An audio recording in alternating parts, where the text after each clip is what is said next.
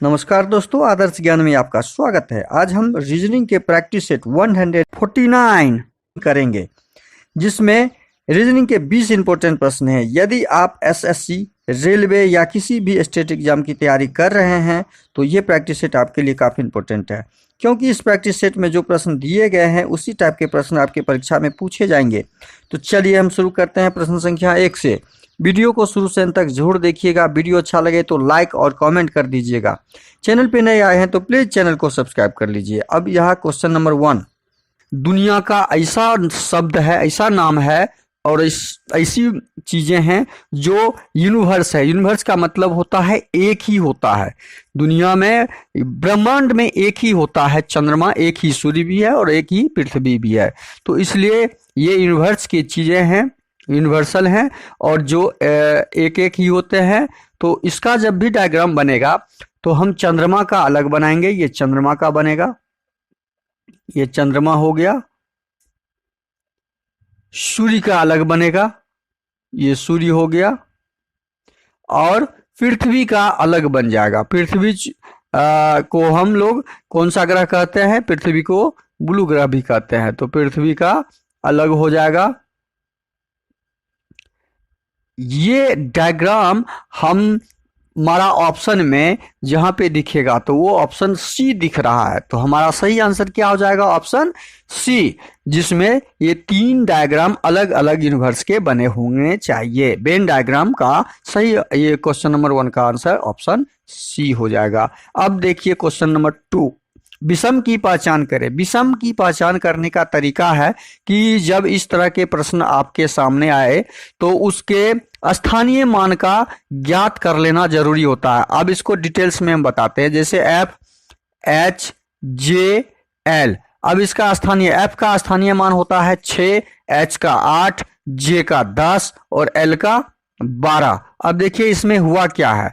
6 + 2, 6 + 2, 8 + 2, 8 + 2 और 10 + 2, 2 का प्लस हुआ है।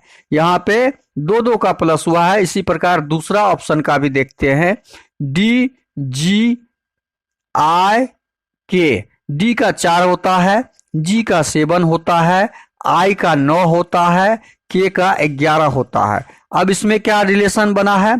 4 3 7, यहाँ 3 प्लस है, 7 2 9, यहाँ 2 प्लस है और यहाँ 9 2 11, 2 प्लस है। अब ऑप्शन 3 लीजिए। ऑप्शन 3 में क्या रिलेशन है वो देख लेते हैं। ऑप्शन 3 के, एम, ओ, क्यू। अब इसमें क्या हुआ है? के 11 नंबर पे होता है, एम होता है 13 नंबर पे, ओ होता है 15 और क्यू 17। 11 2 13, 13 2 15, मतलब +2 का यहाँ पे +2 का यहाँ पे मार्किंग आपका हो गया +2। इसी प्रकार ऑप्शन 4 में भी आपका जो दिखेगा, ऑप्शन 4 का देखिए। एस होता है 19 नंबर, यू होता है 21 नंबर, डब्ल्यू होता है 23, वाई होता है 25। तो +2 इसमें, +2 इसमें, +2 इसमें। ये देखिए, अब हमें इसमें विषम क्या है, कैसे है वो चुनना है। वो चुनने के लिए हमें देखना होगा कि इसमें पैटर्न क्या है, +2 का। इसमें भी पैटर्न क्या है, +2 का। इसमें भी पैटर्न क्या लगा हुआ है, +2 का पैटर्न लगा हुआ है। लेकिन इसमें पैटर्न +3 शुरू में आ गया तो हमारा विषम कौन सा हो जाएगा? ऑप्शन 2 हमारा विषम हो जाएगा। तो इस तरह हम विषम को छांटते हैं, ऑप्शन ढूंढते हैं। तो इस प्रश्न का सही आंसर हो जाएगा। क्वेश्चन नंबर 3 का डायग्राम देखिए। ये कैप्टन, समुद्र और जहाज का संबंध हम कैसे स्थापित करेंगे? जब हम कोई जहाज चलाते हैं तो जहाज को चलाने वाला कौन होता है? कैप्टन होता है। कौन होता है?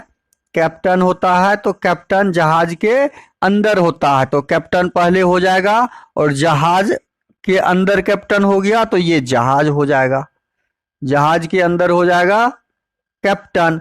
और जहाज कहाँ चलता है? तो जहाज चलता है समुद्र में। जहाज कहाँ चलता है?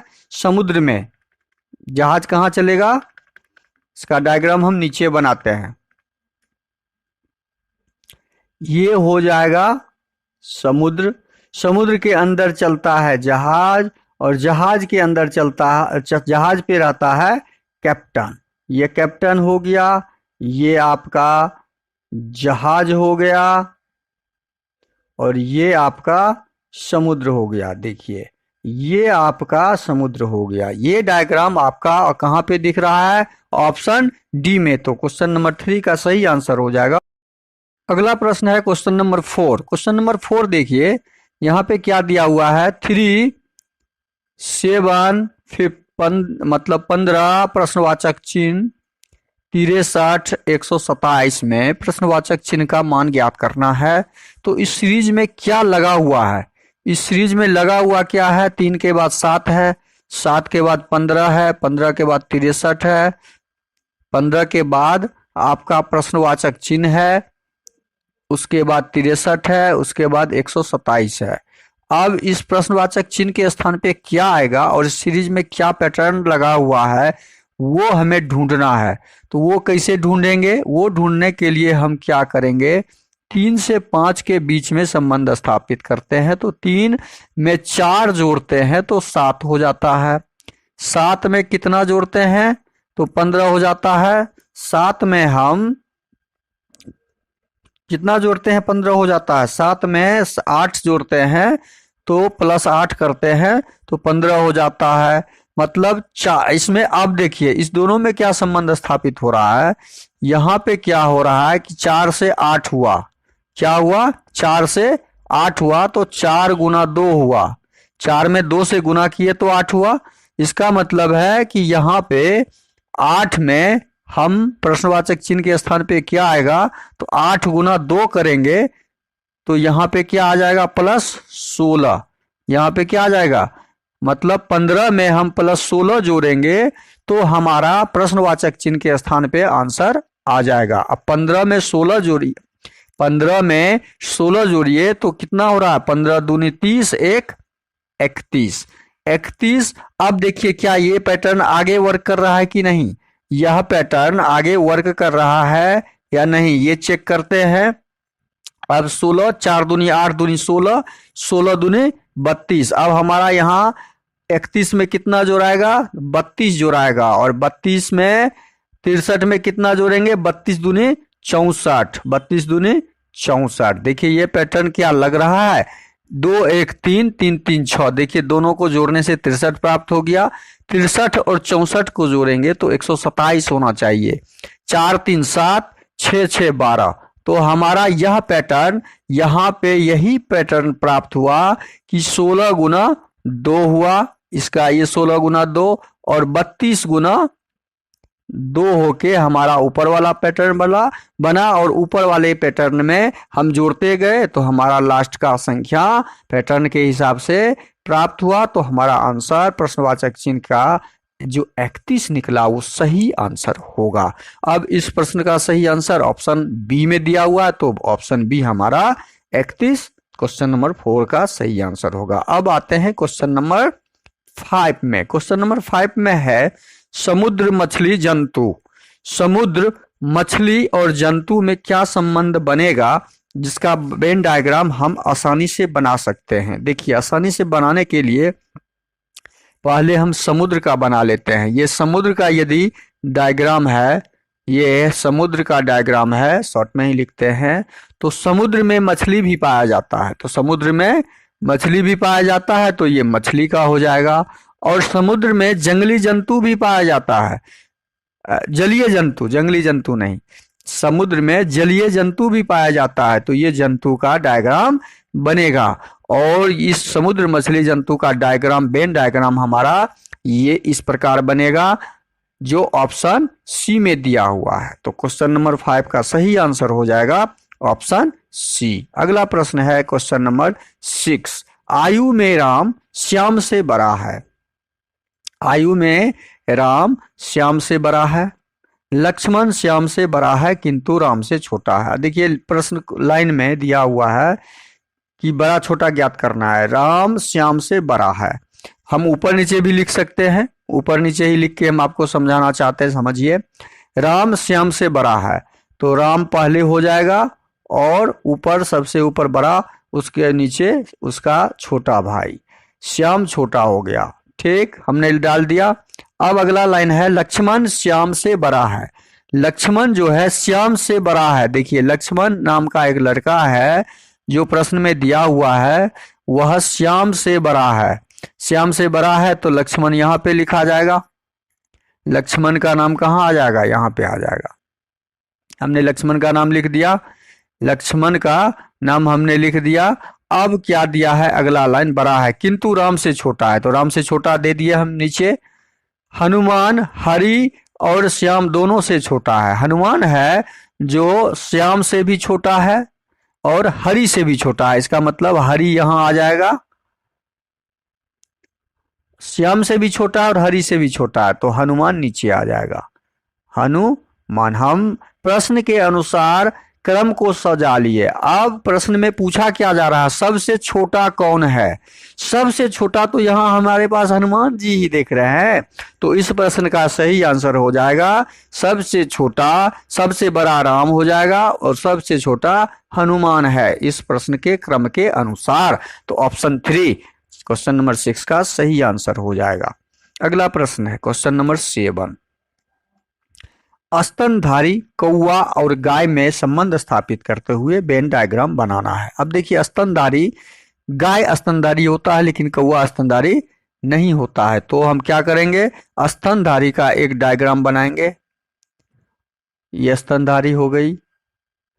अब ये गाय के अंदर होगा, क्योंकि गाय अंदर स्तनधारी जानवर है, ये गाय का चित्र हो जाएगा। लेकिन कौवा इसमें कहीं नहीं बैठेगा, गाय के अंदर कौवा संभव ही नहीं है, तो कौवा के लिए हम अलग एक डायग्राम बनाएंगे।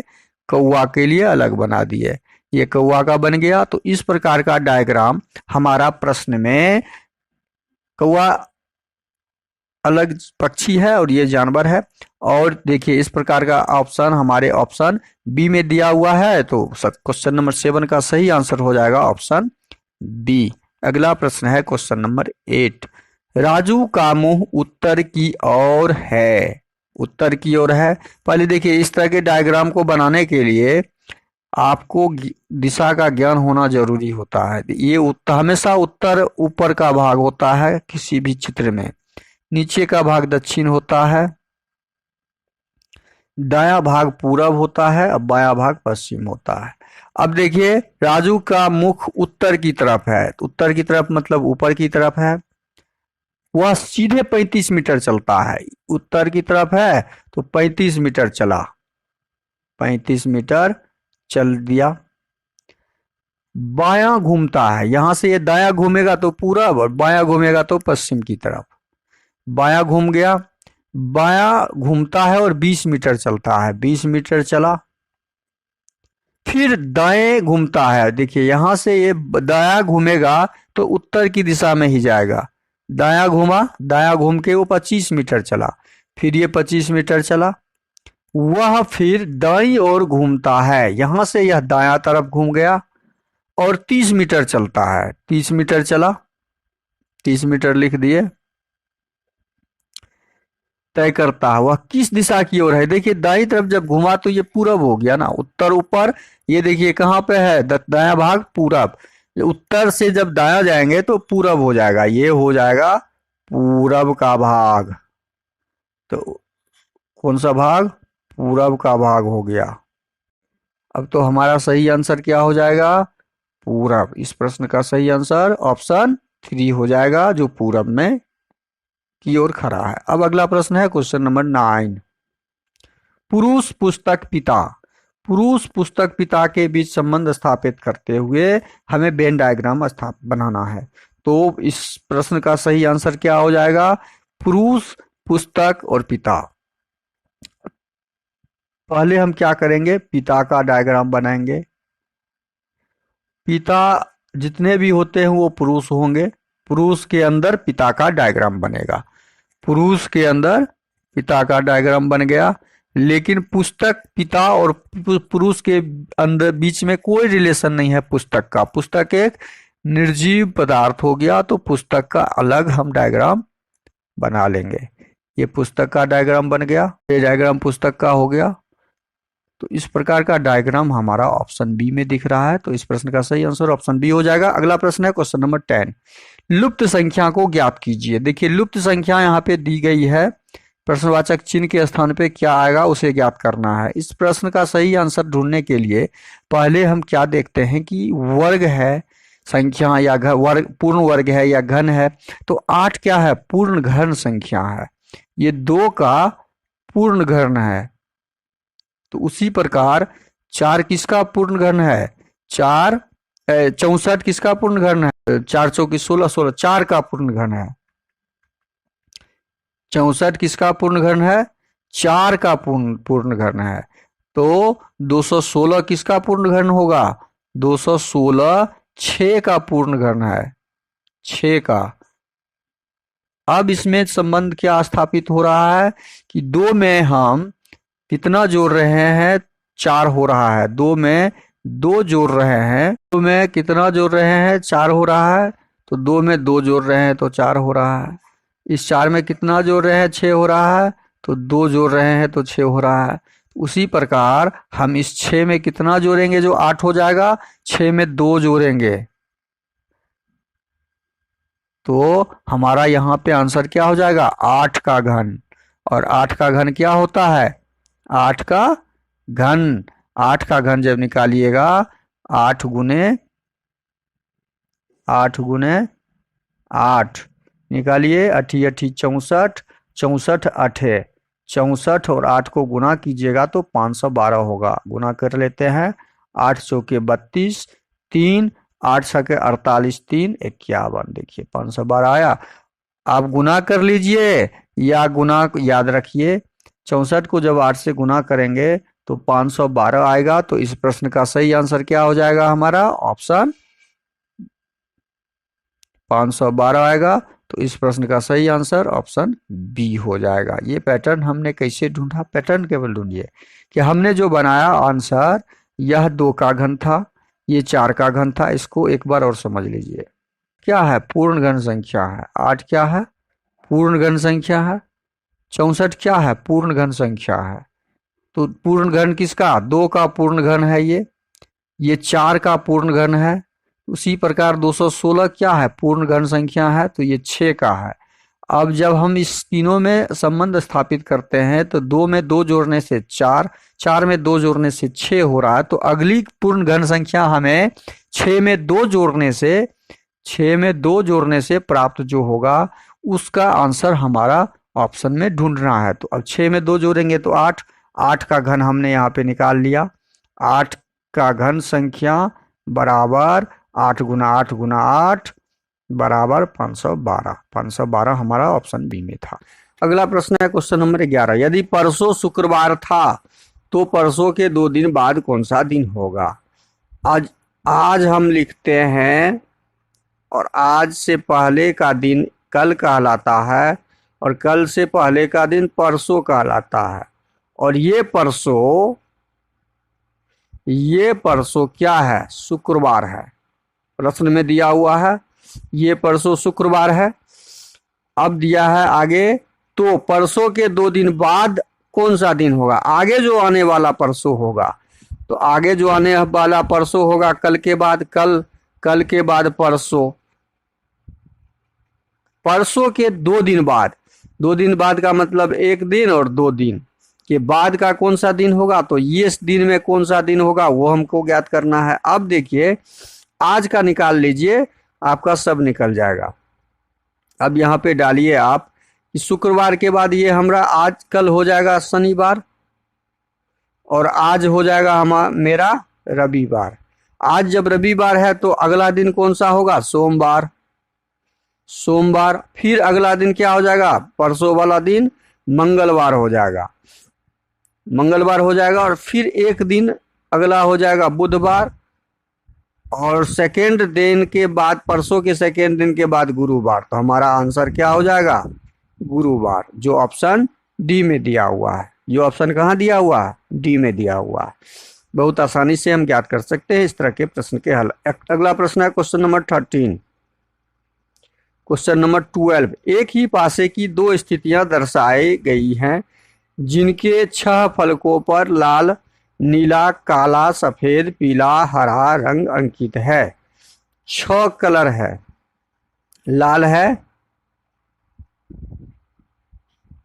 6 फलक में लाल है, नीला है, काला है, सफेद है, पीला है और हरा रंग है। पीले रंग के विपरीत कौन सा रंग होगा? अब देखिए, इस तरह के प्रश्न में जब ये पासा हमेशा सामान्य पासा कहलाता है, और सामान्य पासा में क्या होता है, कॉमन देखा जाता है।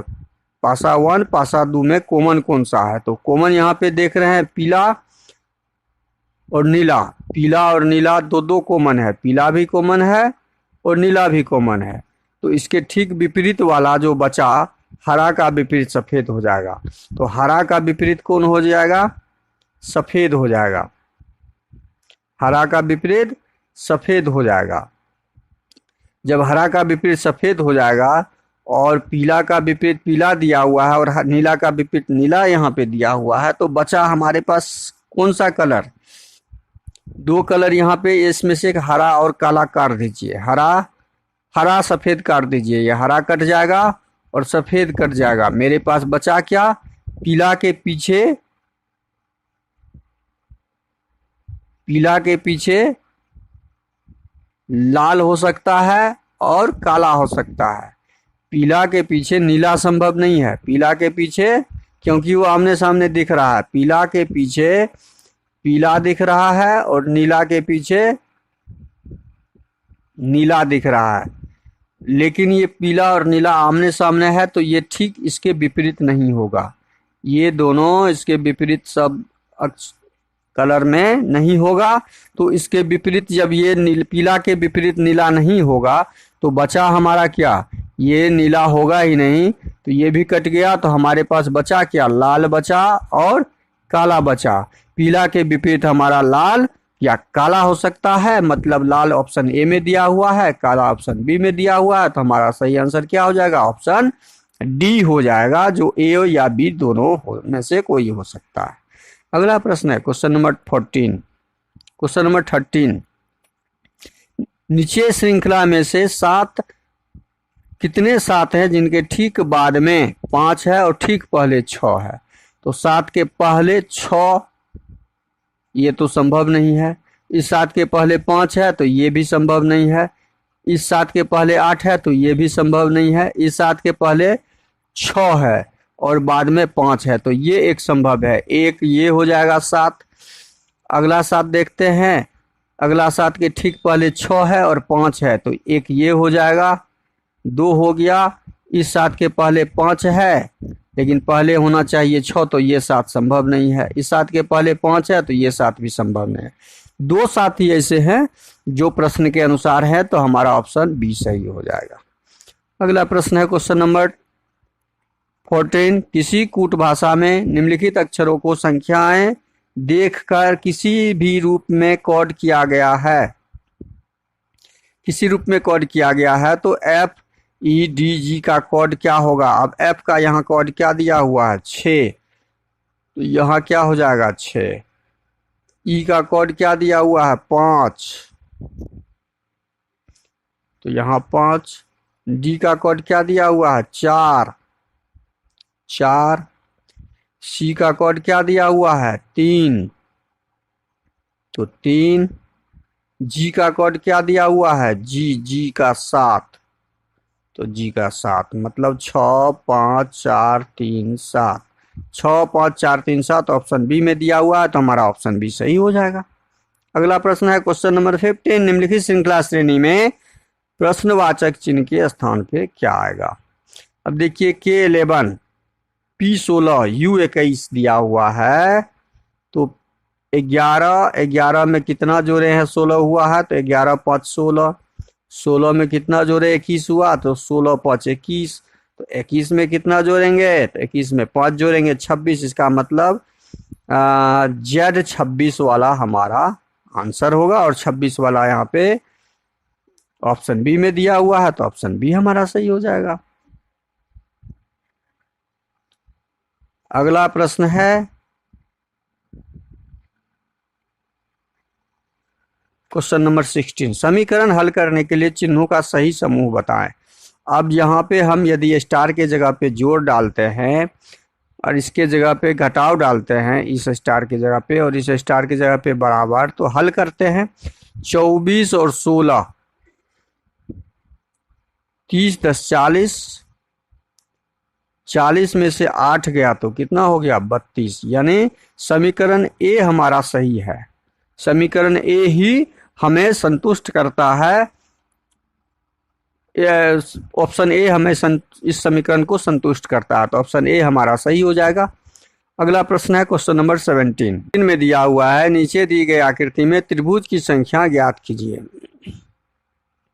अब इस प्रकार के त्रिभुज में देखते हैं हम 1 और 2, मतलब 3 त्रिभुज, 1 2 3 त्रिभुज, 1 2 3 त्रिभुज, 1 2 3 त्रिभुज।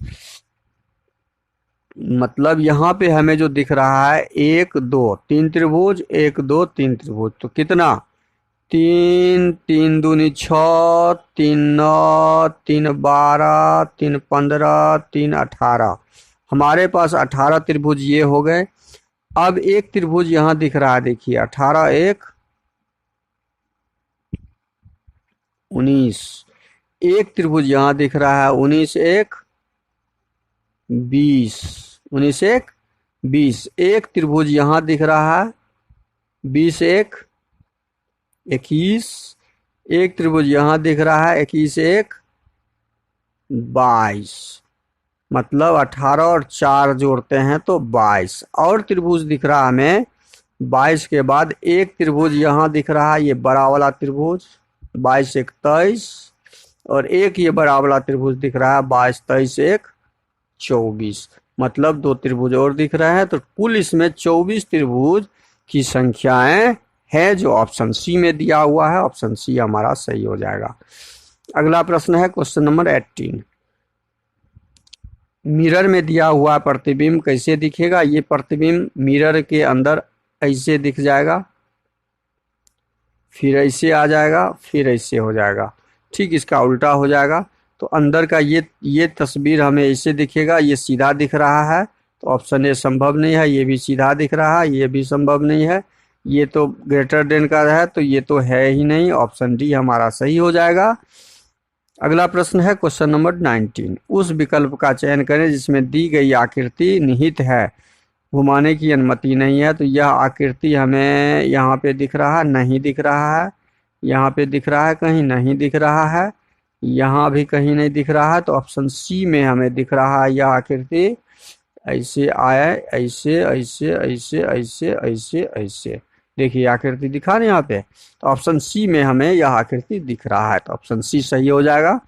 अगला प्रश्न है क्वेश्चन नंबर 20, कौन सी आकृति प्रश्नाकृति पैटर्न को पूरा करती है। यहाँ सिंगल लाइन है, फिर यहाँ पे डबल लाइन हो गया, यहाँ पे ट्रिपल लाइन हो गया, तो यहाँ 4 लाइन वाला होगा, और ये ट्रिपल लाइन है, ये भी ट्रिपल लाइन है, 4 लाइन वाला हमारा ऑप्शन बी सही हो जाएगा, तो यहाँ पे ऑप्शन बी हमारा सही हो जाएगा। बस ये लास्ट प्रश्न था। वीडियो शुरू से अंत तक जरूर देखिए, वीडियो अच्छा लगे तो लाइक और कमेंट कर दीजिएगा, चैनल पे नए आए हैं तो प्लीज़ चैनल को सब्सक्राइब कर लीजिए और वीडियो शुरू से अंत तक जरूर देखिएगा। चैनल को सब्सक्राइब कर लीजिए, दोस्तों को अधिक से अधिक शेयर कर दीजिए। थैंक यू, धन्यवाद, जय हिंद, जय भारत।